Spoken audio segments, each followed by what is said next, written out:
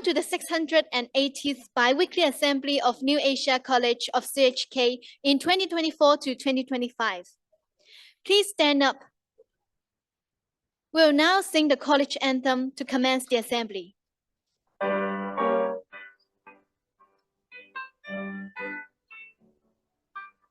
山连连，海深深，地广厚，天高地，人之尊，心之理。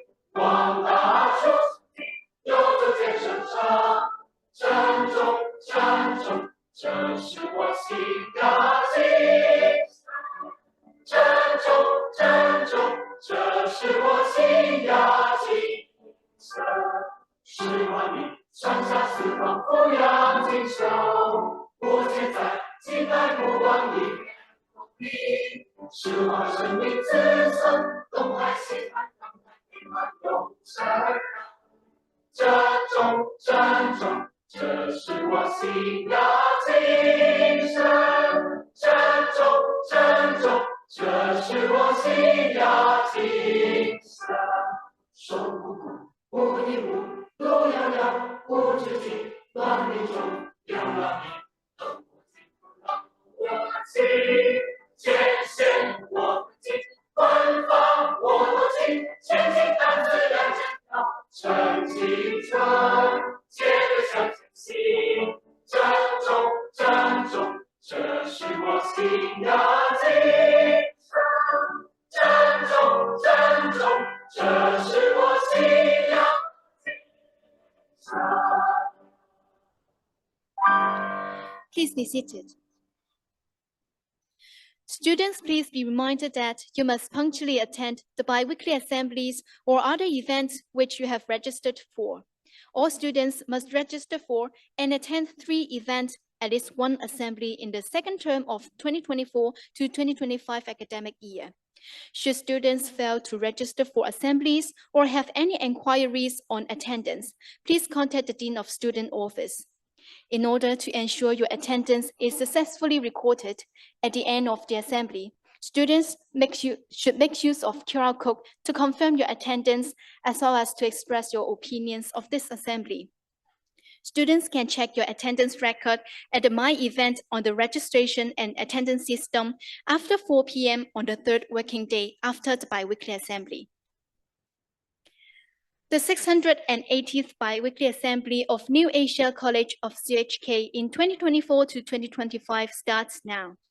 This assembly is jointly organized by Yen Kwo Yung Lecture in Life Sciences of New Asia College, and we are so honored to have Professor Jao Yiu Joseph, Senior Vice President, Health and Life Sciences, Dean Lee Kong Chin School of Medicine, Distinguished University Professor, Nanyang Technological University, to share with us on the future of medicine and the role of doctors in the era of artificial intelligence. And we are also pleased to have Professor Hector Chen, our college head, to introduce the speaker. Professor Hector Chen, please.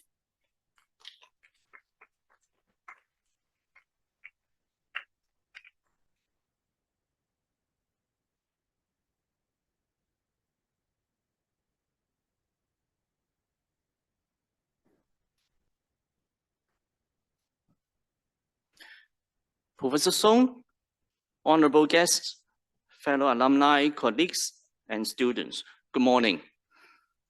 Welcome to the 9th lecture of Yen Kwo Yung Lecture in Life Sciences.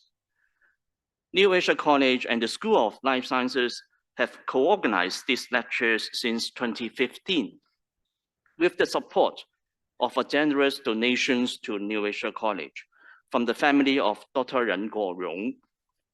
He is the founding chairman of the Department of Biology of the college. Each year, we have invited different distinguished scholars, biologists, and life scientists to come to our college to share their views and visions on certain key areas in life sciences. The lecture series has broadened the knowledge of life sciences among staff, students, and the general public. Today is the first of this year's lecture series. It is my great honor and pleasure to introduce Professor Joseph Song. Professor Song currently is the Senior Vice President, Dean of Li Guangqian School of Medicine, and Distinguished University Professors of Nanyang Technological University in Singapore.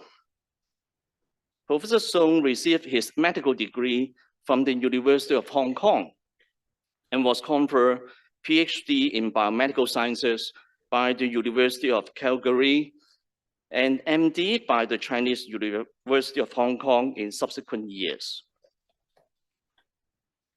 Professor Song is a renowned researcher in gastroenterology and hepatology.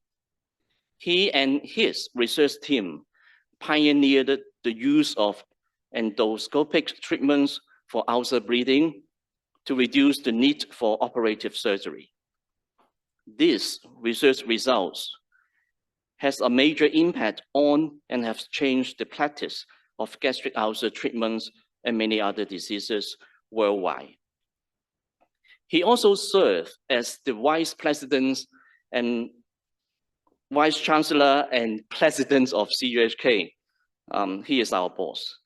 Between 2010 and 2017, in 2003, Professor Song led his medical teams to fight against the SARS and was named Asian Hero by the Time magazine in recognition of his outstanding contributions. In recent years, his research portfolio has extended into studies of gut microbiome and digestive diseases. He is also exploring the use of AI, artificial intelligence, in clinical science. His contributions to the advancement of medical sciences and academic development has been recognized locally and internationally, with the awards such as the Eminent Scientist of the Year 2003 and the Silver Bohemia Star awarded by the Hong Kong SAR government. May I now invite Professor Song to deliver the lectures on the future of medicine and role of doctors in the era of artificial intelligence. Professor Song, please.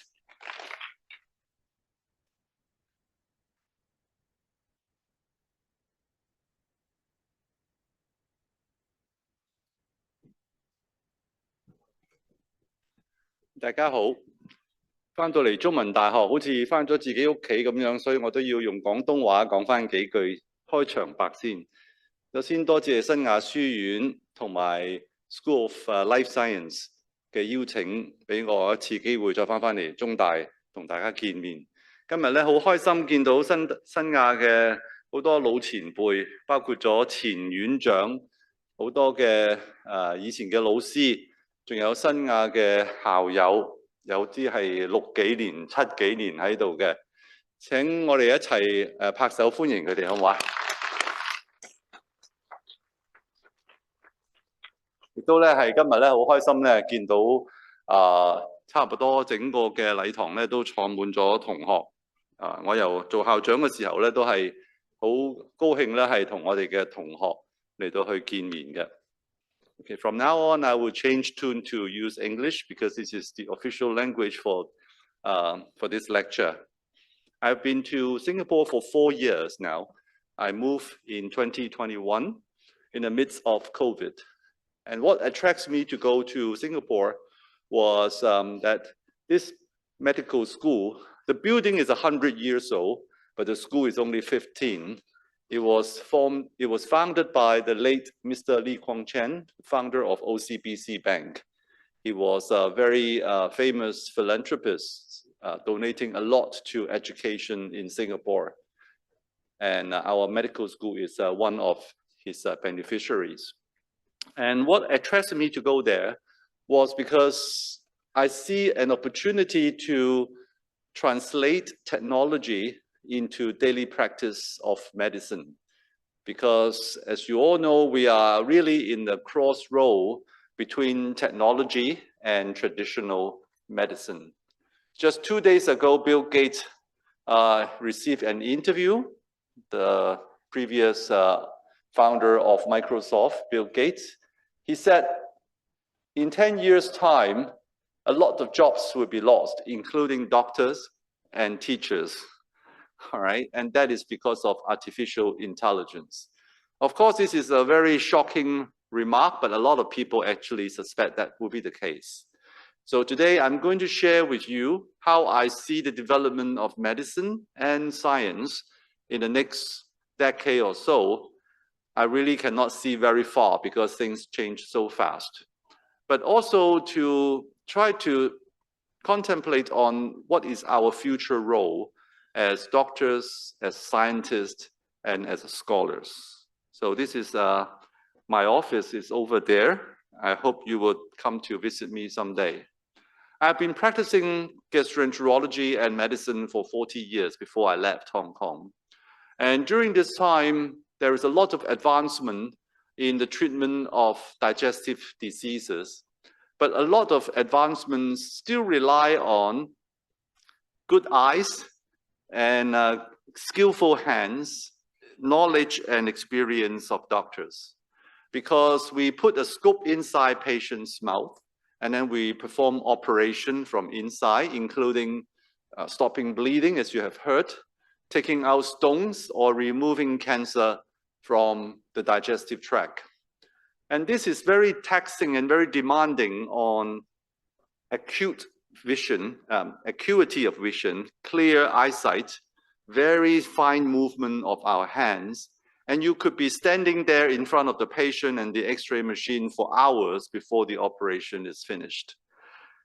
When I get older, my eyes is blurring, my hands is shaking a little bit, and I may not have enough energy to do what I used to be able to do. So can artificial intelligence compensate for the deficiency of human and human doctors? What will be the future of medicine, in my view? At least in gastroenterology, we have been using artificial intelligence a lot already, because the most mature technology in AI is involving a lot of image interpretation. And we rely on images in our diagnosis and treatment. Computer vision can now help us to find where the disease, the lesion is, help us to perform operation from inside or from outside. And also, by using natural language processor, we'll be able to produce a report immediately after the operation or after a CT scan without using human brain, and we don't need to type in front of the computer. But what is even more disruptive and innovative is that the computer can now become generative. That means they can generate its own idea and answer and talk to our patients. As a matter of fact, nowadays, if you go to China in particular, there are lots of chatbots with an avatar, which looks like a person, can talk to you and listen to your symptom and your history and suggest whether or not you should go to the hospital or see a primary care doctor and give you a preliminary diagnosis very easily. So it is really very fast advancement. In gastroenterology, it helps us to make much better diagnosis. This is a picture of a colon, you know, 大腸鏡. When we put the scope inside patient's colon, we try to identify adenoma and remove it for the prevention of cancer. With AI, we detect 30% more polyps than using human eyes. And not just for detection, even before we take a biopsy, even before we take a piece out, the computer inside the green box can already identify whether this is a benign or a malignant lesion, whether or not this little bump there would be able to develop into cancer. And that helped us a lot in deciding whether we need to remove the polyps from the patient's colon. If we can just leave it there with no malignant potential, save a lot of time, patient's money, and reduce the risk of the operation. Okay, if you have to take one piece out and put it in a histology, this is a pathology slide. Okay, when a pathologist look at this slide, it will focus on the dark area where the cell with the nuclei are, and from the morphology, they will try to assess whether this is likely to be malignant or not. But often, we are focused on certain part of that biopsy and ignoring some other areas which we thought they are irrelevant. However, with computer vision, it will scan the whole picture, no matter how big it is, and analyze which area show the pattern that they think is correlated to cancer development or bad prognosis. So something that we thought was irrelevant, now the computer will direct us to see a different picture. And that is a technology called WSI, seeing beyond humans' naked eye. And this is what AI can do. One of the pain of gastroenterologists is that we have this technology of having a capsule, which is actually a camera that you can swallow. And after 6 hours or so, it will take millions of pictures from the mouth to the other end and help you to diagnose what is going on with your stomach and your intestine. Why did I say it is a pain? Because the doctor has to sit in front of the monitor for hours looking at very boring pictures, all right? And usually 99.9% of the pictures are normal. We don't see anything. There could be 1 or 2 seconds that you see a few frames of pictures that show where the bleeding comes from, where you suspect might be cancer. So 6 hours for 2 seconds. And these 2 seconds can be picked up by computer vision, AI-based reading of capsule, saving us many, many hours to do something more interesting, like watching a movie in Netflix and so on, so that we would just focus on the 2 or 3 seconds and decided on where the pathologies are. As a gastroenterologist, one of the top diagnoses we see is bleeding from the stomach, bleeding from an ulcer. So when patient comes to the hospital, we have to decide whether or not we need to admit this patient to hospital, whether or not they need to go into ICU, whether or not we need to give blood transfusion and perform endoscopic surgery. Now, with computer analyzing this picture and also looking at the patient's blood pressure, blood transfusion by wearing monitors on your wrist and looking at progression of your condition within the next 1 or 2 days, the computer can detect or predict who is a high-risk patient that needs to stay in ICU and who can be discharged early. Now that is a big advancement because in the past we have to keep the patient under observation for several days or even a whole week. Now if after 2 days or even 1 day we can discharge the patient home, it would be such a great blessing for our patient, as well as saving a lot of resources of the hospital. And that is to use AI for dynamic risk stratification of many conditions.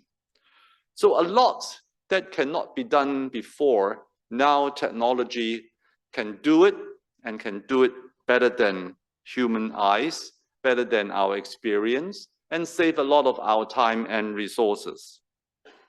Well, in that case, do we still need doctors? This is a slide that I usually show when I talk to a group of surgeons. I always try to reassure them that nobody can replace the skillful hands of surgery, all right? Because still, experience and very skillful operative procedures cannot be done by robots, or at least at this moment, you won't trust a robot to cut and to stop the bleeding and to burn your intestine. So surgery may not be entirely replaced, but before, during and after surgery, a lot of work can be done by computer. For example, whether or not the patient can safely undergo general anesthesia for surgery.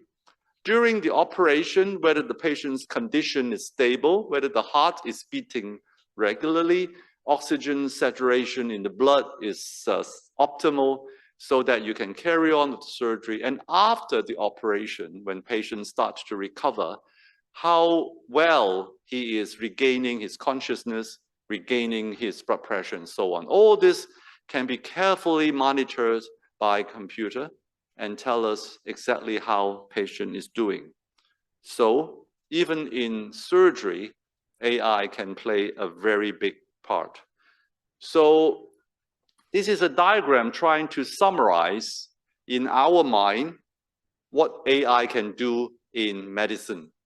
From individual level, making diagnosis, treatment, and follow up the patient, to a population level, try to find out which patient is high risk that requires screening for cancer, or doing a coronary angiogram to detect cardiac disease before symptoms start to develop, or even in the healthcare system, telling us how many ICU beds do we need, what is the projected population of diabetes in the community, therefore, where healthcare resources should be allocated, and development of drugs, development of even basic science. You know, nowadays, drug development is no longer screening for thousands of compounds, because AI can help us to figure out the molecule size and the configuration, telling you that this protein is likely or not likely to act on the cell in the way that we like it to be. So things that used to take 10, 15 years to develop one drug can now be shortened to a couple of years or maybe even months. Huge disruption of science in technology, something beyond our imagination. However, in all this advancement of technology, how much we can trust, how many cases that we can use this properly without jeopardizing patients' outcome. In a study that we have conducted, tried to survey all the published literature in different specialty of medicine, we find that there are only 41 studies among all, from radiology, pathology, surgery, medicine, geriatrics, everything come together. There were no more than 40 plus papers that is designed in a randomized controlled manner, our gold standard, and look at the significant clinical outcome, proving that this is better than the usual way of doing things. Okay, so what I'm trying to say is that technology is there, but we still need time to prove that it makes a difference in saving life.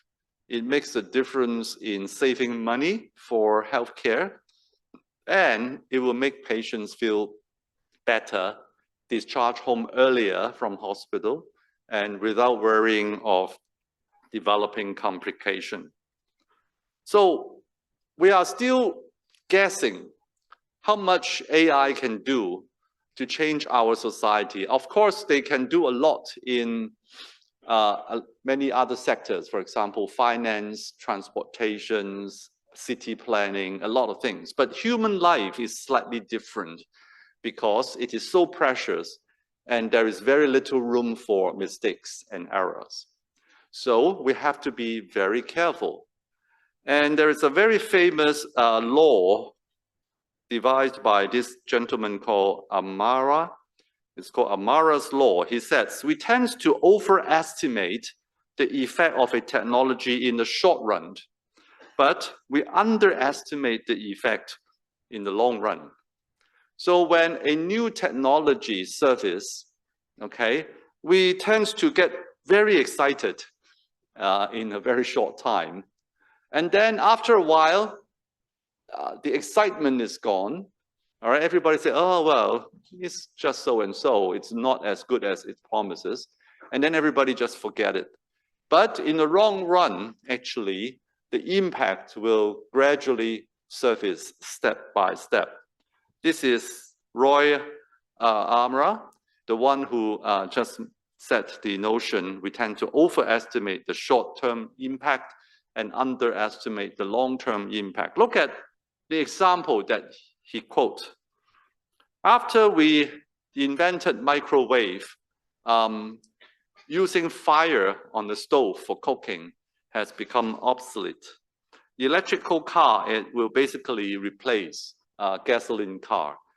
We don't listen to, I mean, just a few years ago, we are still listening to CD, or a few years ago with tapes and so on. Nothing like that, all right? Everybody's Spotify, and everybody listen to music online.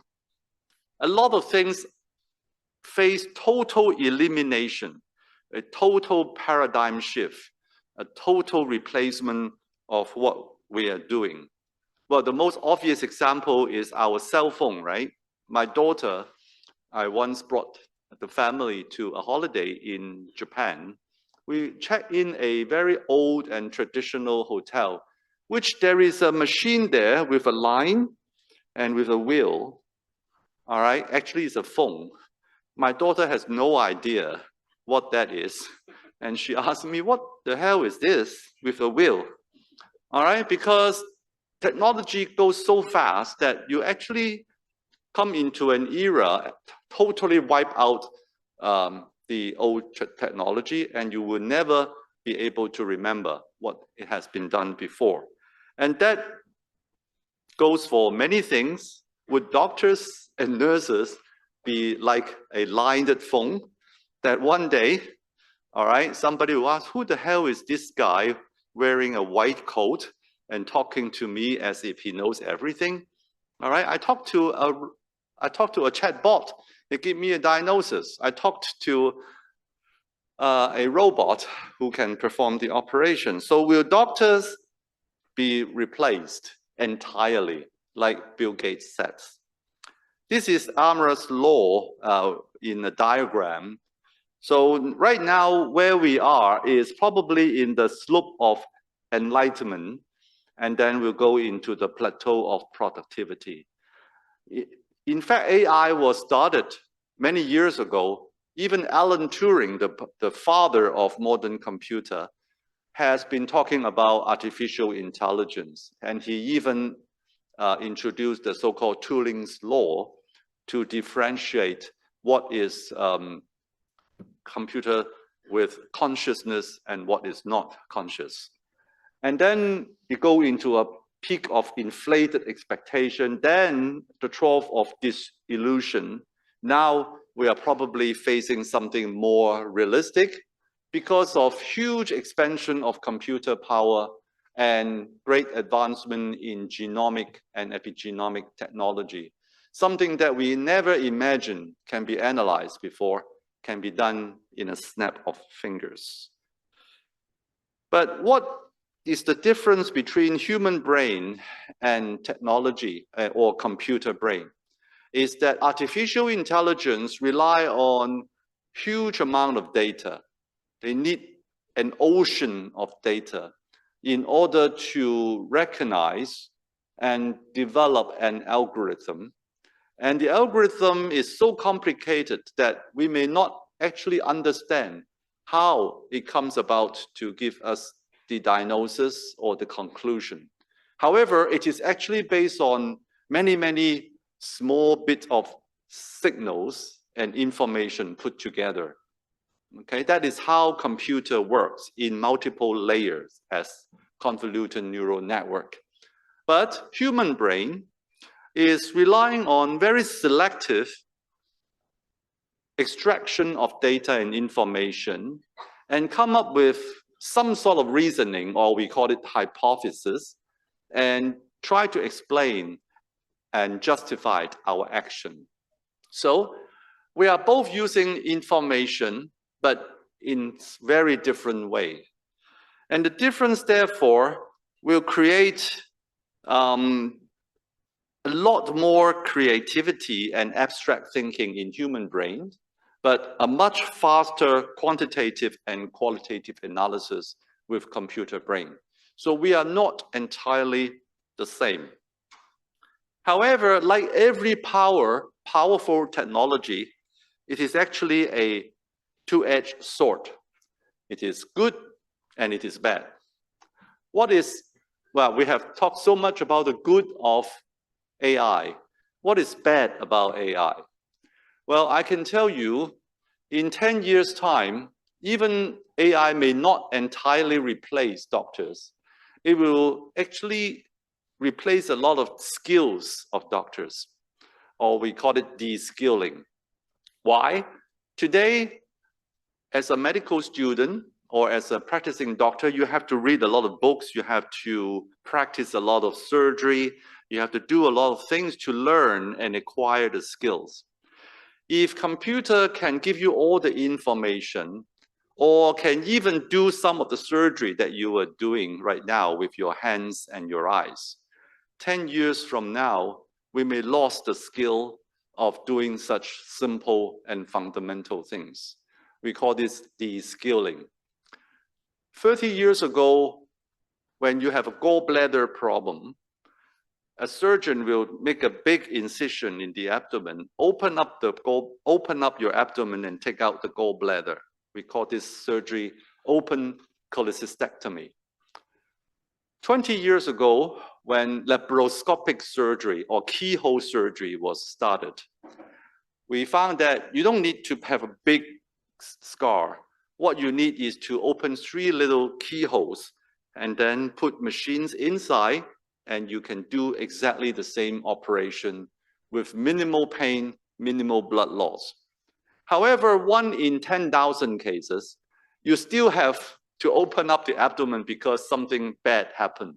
You cut the wrong blood vessel, you injured a nerve, or something happened. All right, you need to open up and control the bleeding. Now, that is the time when we suddenly realize that we have not trained people to do the open surgery properly.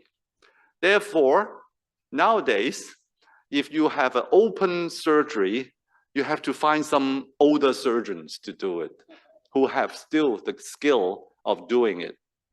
So if you expand this story to artificial intelligence, the fear is that what we are doing, something very basic, may actually be forgotten and forever gone in the surgeon's and the physician's hand. And that is de-skilling. Number 2, as I mentioned, unlike human brain, computer brain requires lots of information, lots of data. But the data can be good data and can be bad data. And the famous saying that garbage in, garbage out.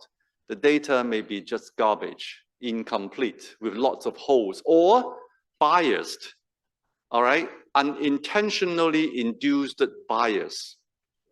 Let me give you an example. One of the earliest algorithms of using computer for diagnosis is to look at skin cancer, okay? What you need is just to use a camera to take a picture of the skin, and the computer will be able to analyze whether this is just an ulcer or a cancer.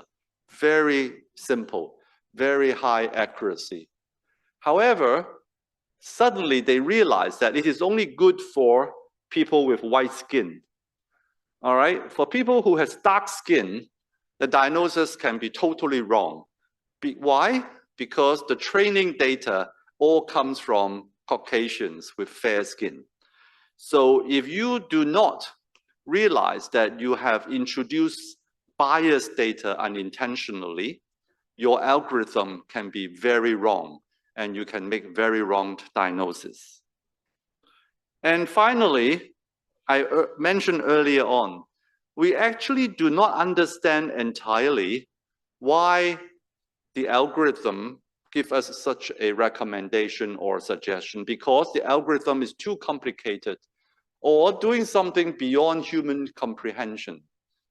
So can you imagine if I talk to a patient, I say, sir, according to artificial intelligence, you are going to develop a certain type of cancer in the next 10 years. Unfortunately, I don't know why. And I cannot explain, and I cannot tell you how to avoid it. But just that the computer tells me so, and I'm telling you this. Or I tell a patient, you got this cancer, and you have to take this drug, which is 10 times more expensive than the other. But the computer say you only respond to this and not to that one. I don't know why. Don't ask me. All right? You better listen to the computer. But I cannot explain to you what is the reason behind. How do you feel? Would you trust the computer without even some degree of reasoning? Will you just rely on algorithm and put your life in the hands of a black box that we don't understand? So explainability and interpretability, I still cannot differentiate the difference between the two, is something that is very important for us when we're dealing with life and death decisions. But at the moment, AI cannot. And because of that, because of all this potential pitfall of artificial intelligence, Geoffrey Hinton, who won the Nobel Prize last year because of his contribution in AI, actually said something quite shocking. He said, we have no experience of what it is like to have things smarter than us. All right? I cannot explain it. I just tell you why. I just tell you the computer said so. And we don't know how to harness the power of AI at this moment. And the situation may get worse and worse because the power of AI will continue to increase. Therefore, we have to rethink about our future practice of medicine, our future practice of law, finance, and many different sectors in our life, because we do not entirely understand what we are doing. But in particularly for medicine, where you are dealing with a human being, used to be a human being taking care of another human being, and we put the patient at the center of our care, at least ideally. All right, now you have a computer, you have AI standing in between, and you are relying on them to larger or smaller extent to make such diagnosis. Where is your patient?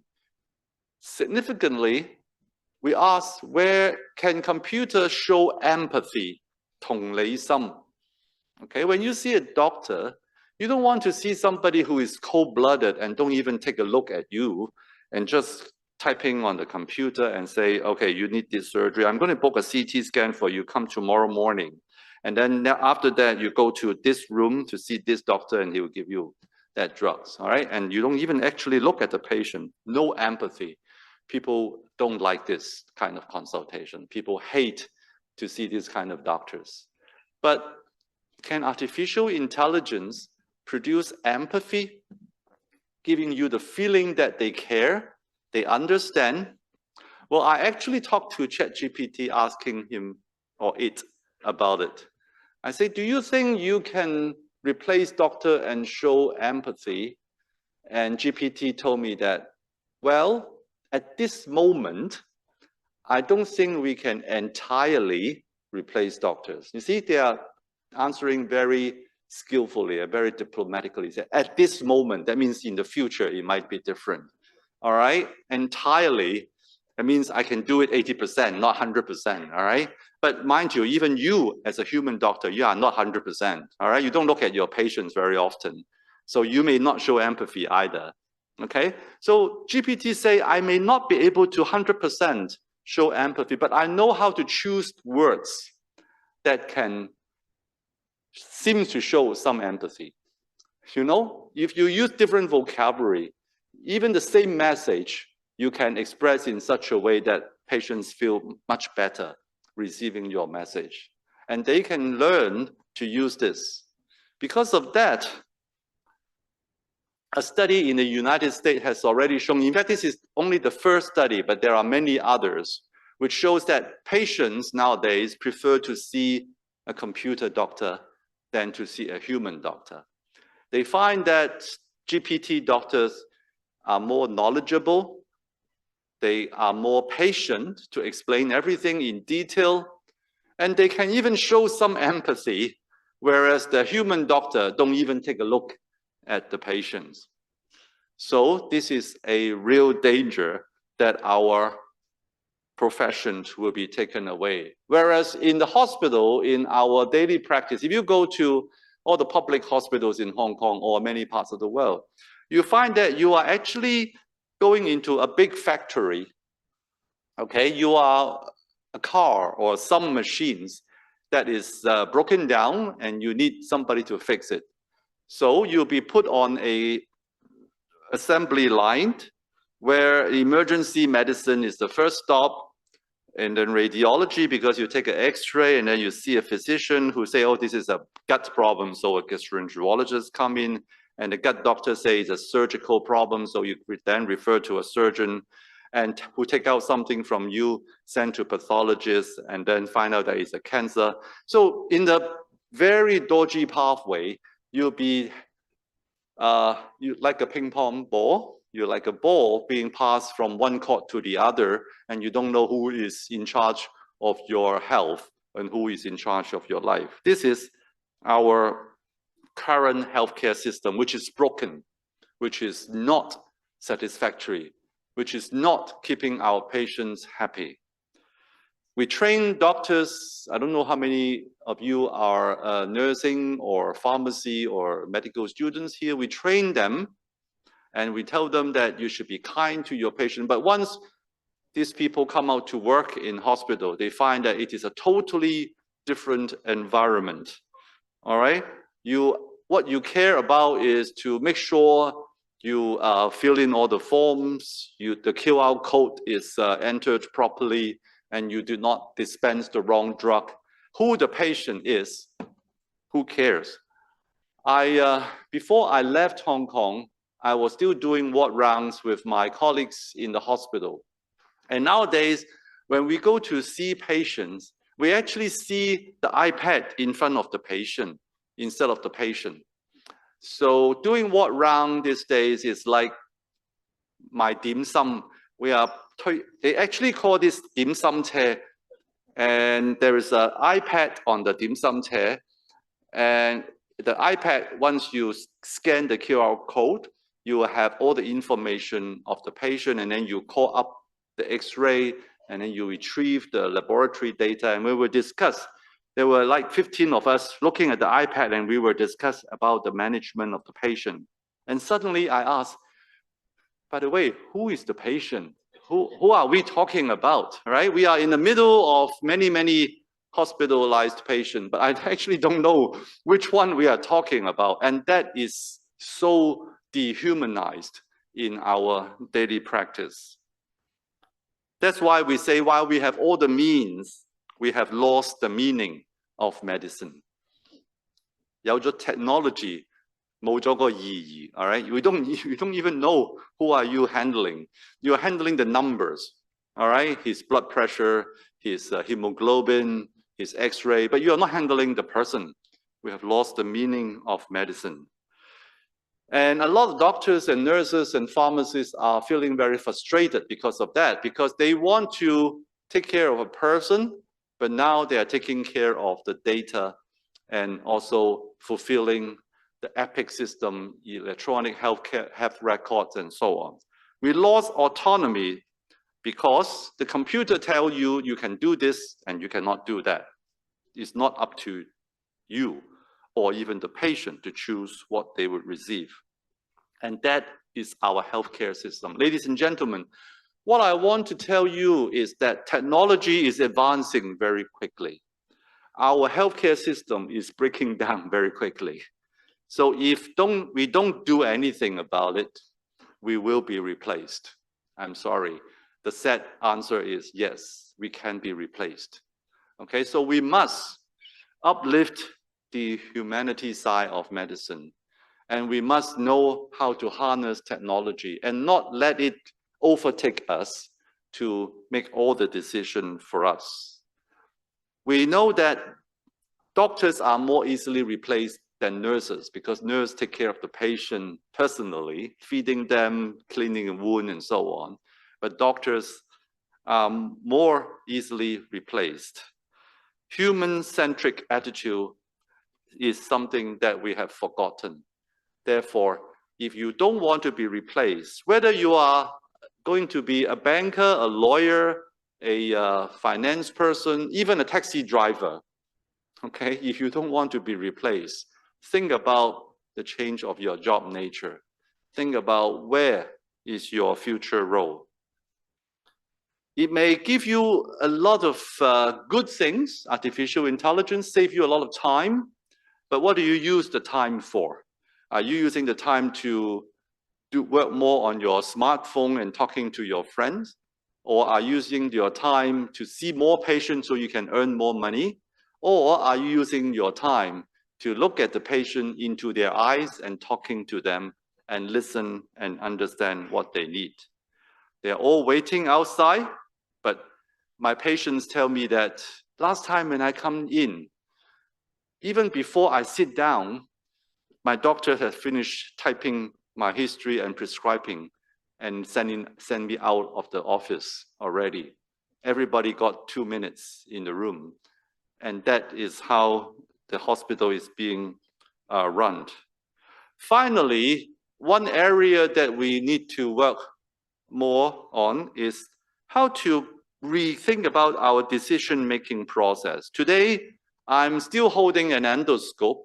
I'm still trying to find out where the polyps and the lesions are and decide whether or not I need to take it out. But tomorrow, there will be a robot sitting behind me telling me that this is something that you must take out and this you can ignore. If I do not agree with the robot, okay, whose decision will be final? If I cannot understand why I have to take out this polyp and not the others, do I still have the autonomy to exercise my discretion in making the judgment? Who make the decision? Ideally, we should learn from the pilots flying a plane. You know, I just flew in last night. Somebody talked on the microphone, say, I'm Captain so-and-so. And sitting next to him, in fact, is the first officer. There are 2 pilots co-piloting, deciding on how to land the plane. If something happens, they can adjust for each other. Hopefully, in our healthcare, our AI tool will be our co-pilot sitting at the back, and I'm still the one on the driver's seats and make the final decision. They support, assist, and enhance the decision, but not to dictate the decision. From diagnosis to treatment to support workflow optimization, everything. I prefer AI-assisted medicine instead of AI-driven medicine. And that, I hope, will be our future.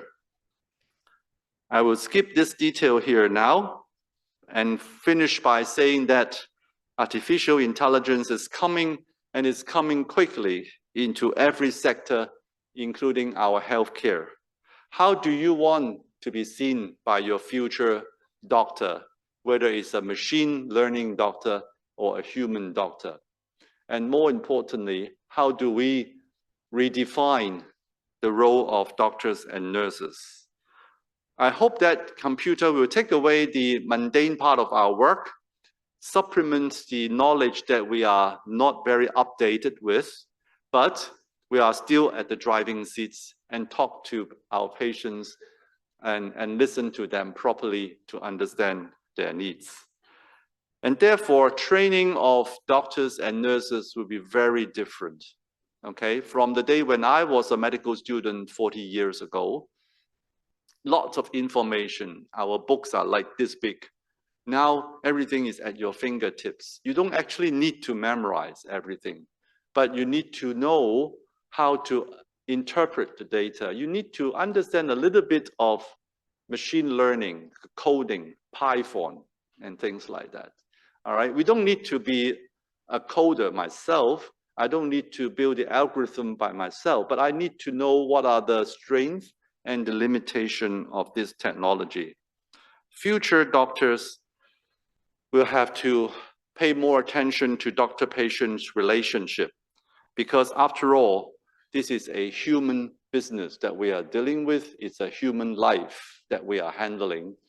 And until and unless we find our new role in healthcare, our job might be endangered.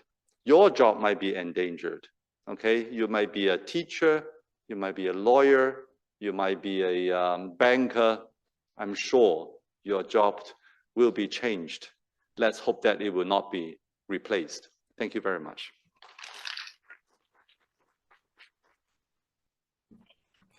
Let us again. This is the final remark. It says AI won't replace doctor, but doctor who don't use AI will be replaced. Yeah, and it goes for everything actually. AI will not replace teachers, but teacher doesn't use AI will be replaced, and so on. So our life will be changed forever. Yeah. Let us again express our gratitude to Professor Sung for his wonderful lecture. We'll now move on to the Q&A section. May we invite Professor Hector Chen to moderate the Q&A section. Professor Hector Chen, please. Please feel free to have questions for Professor Sung in person or through webinar.